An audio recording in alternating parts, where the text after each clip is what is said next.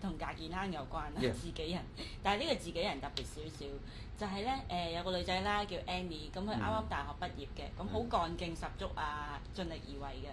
咁佢年中咧部門入邊有一個升遷嘅機會咧，好多人都話哇錫你啦，你做嘢咁搏，上司係錫你。點知後尾係揀中另一個喎，聽講係某高層嘅侄女嚟嘅。咁但係原來全公司咧對於呢一樣嘢都好習慣㗎啦，即係有升就梗係升自己人親戚嗰啲先㗎啦。咁變咗佢就好穩陣啦，覺得都冇得升啦，咁啊不如轉去另一間公司，就去咗一間香港同埋日本合資嘅公司做嘢啦。咁2年之後咧，佢已經升職升到主管一人之下咯喎。咁冇幾耐咧，日本嚟嘅主管咧就要翻去總公司啦。咁佢都言語暗示過 Annie 話，其實上級我都向上級推薦咗你去接替我個位㗎啦。咁點知後尾日本人公司都係淨係信翻日本人，信翻自己人，咁就由日本派咗一個新人嚟接替。咁 Annie 依然係做第二。咁新個上司嚟到香港，仲成日怨話自己離鄉別井，好慘咁喎。咁 Annie 咧就覺得自己已經係前途嘅終點啦。點樣先可以成為上司或者公司嘅自己人呢？係咪淨係靠運氣？即係我係咪一定要某某個女或者某某嘅邊個，我先至有得上呢？呢個第一個問題。第二，其實我點樣可以睇下我喺呢一間公司會唔會有出頭天呢？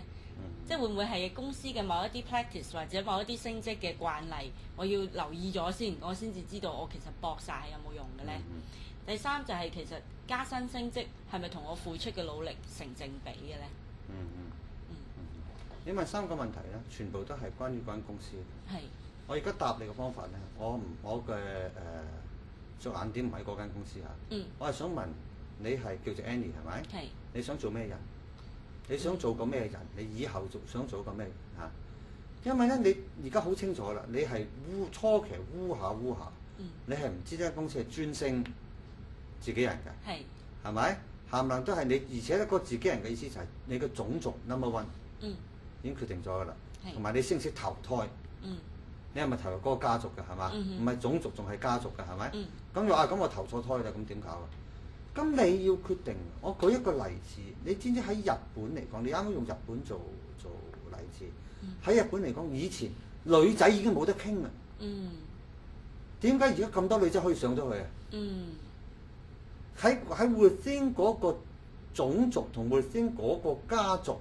佢都有好巨大嘅改變㗎嘛，因為 bottom line 就係你做唔做到嘢㗎嘛，同埋你都要明白嗰啲日本嘅女孩子，佢本身都要做咗好多功夫，佢先能夠上位㗎嘛。呢個同唔同意？係。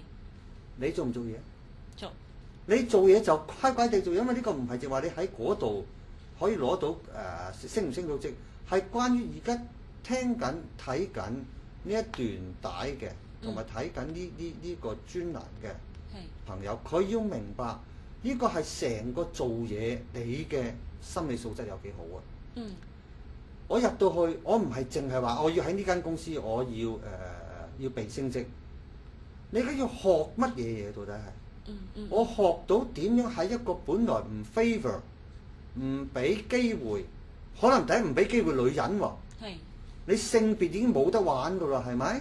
你而家能夠 overcome 咗，你應該克服咗呢個性別嘅歧視嘅，你應該係女仔都有得玩啦。你話咁我唔係個家族喎，我又唔係嗰個個民族唔係個家族喎。你唔好信呢啲嘢。你信咗你就 limit 咗自己。嗱，有困難我承認有困難嚇，就睇下你願意接受幾多挑戰，你要 grow 到有幾大。如果你夠大，我而家講 Annie 你啊。你唔夠大啦，你就唔好玩呢個遊戲。你個第3個問題係咪去到就頂峰啦？The answer is yes。如果你係咁樣係，而你個 answer 係 no 嘅會係，因為你開波嘅時候你已經決定咗我要咁樣去玩。我唔係淨話喺呢間公司我上唔上到位，我生命我上唔上到位啊？你冇搞錯，呢個只係代表咗生命嗰啲薄落嘅一種嚟嘅就係。